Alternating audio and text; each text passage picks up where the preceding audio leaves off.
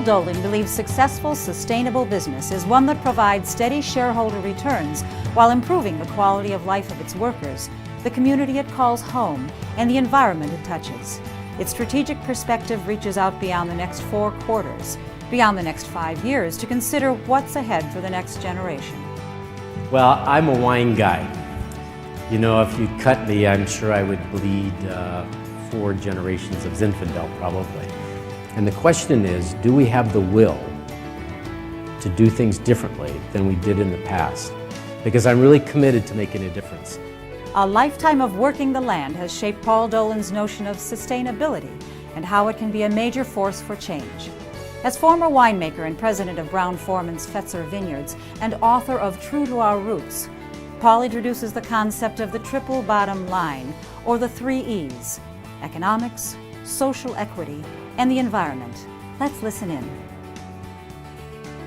I can remember as a young winemaker spending a great deal of time, as we do, in vineyards tasting fruit. Because of course it gives us a lot of information and it tells us how we're going to handle the wine, the grapes when they come into the winery. And I can remember being in one particular vineyard. It was our estate property. It was a Sauvignon Blanc vineyard. Tasting the fruit off of one vine, and it had all of the fruit and melon and fig characteristics that I would expect for Sauvignon Blanc. And then just walking 10 feet over to the next row and tasting another berry, and it was flat and insipid. I didn't get it. I couldn't understand why that would be. And I would always have great hopes for that wine, and each year I was disappointed. The wine would end up going into our everyday table wine.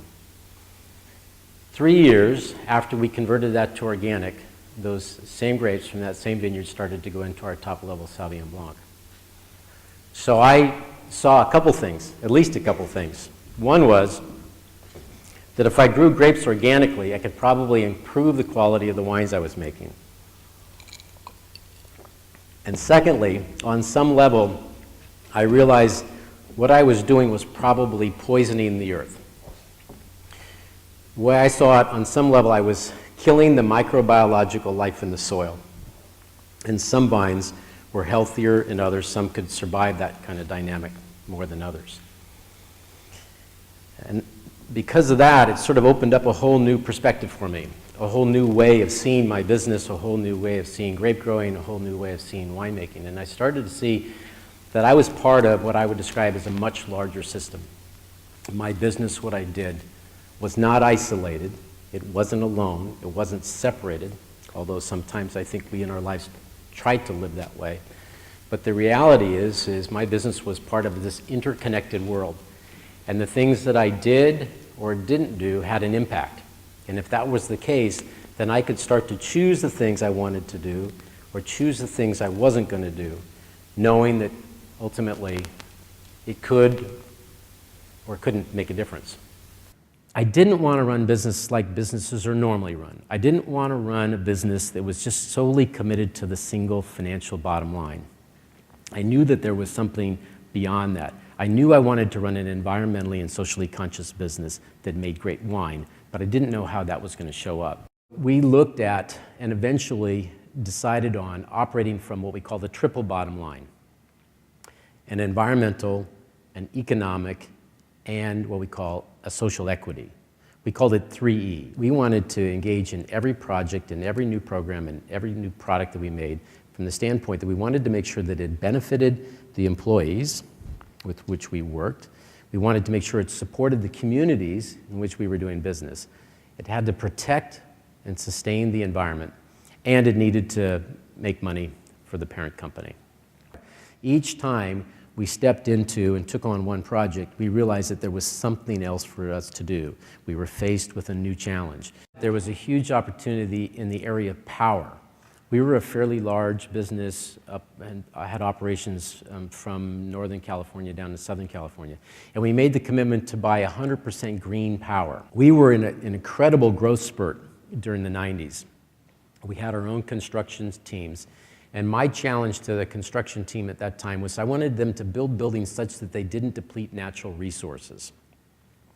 Now, this was some time ago. And of course, they looked at me like, what the hell does that mean?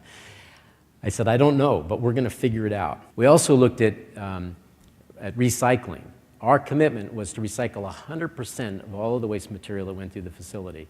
And over that 10-year period of time, we got to the point where we were recycling 97% of all the waste. And the natural inclination is if somebody says, geez, do you think sustainability makes sense for you and your business and your community? And you'd say, of course. You know, I want to sustain the lifestyle that I have. I want to sustain it for my family. I want to sustain it for my community. I want to sustain it for my business. But the truth of the matter is we're going to come and go, right? We're going to die. Our businesses may last a long time, but they may not last forever. We just know that that's a reality. I would suggest that the game is a bigger game. I would suggest that the game that we're up to is creating a world that works for everyone. I would suggest that the condition of the world today is really in crisis.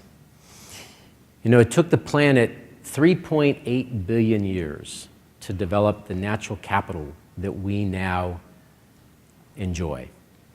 If we continue to operate the way we're operating today on into the future, by the end of the next century, there will be no natural capital. I think the question today is the planet here for us, or are we here for the planet? Because truly, if the future generations are going to have the quality of life that we had, we're truly going to have to operate differently. And I believe that there needs to be an incredible sense of urgency about that. I believe that the future of business is for business to make the future its business.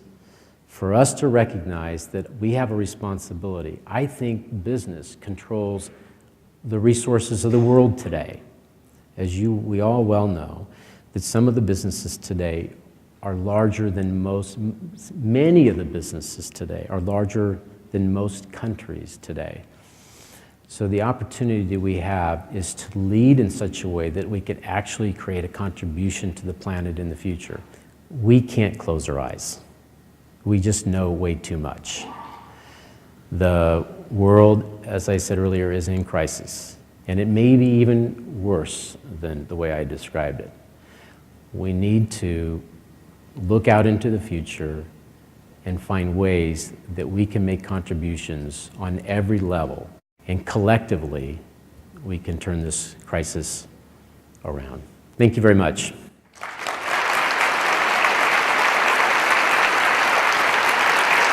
Thank you.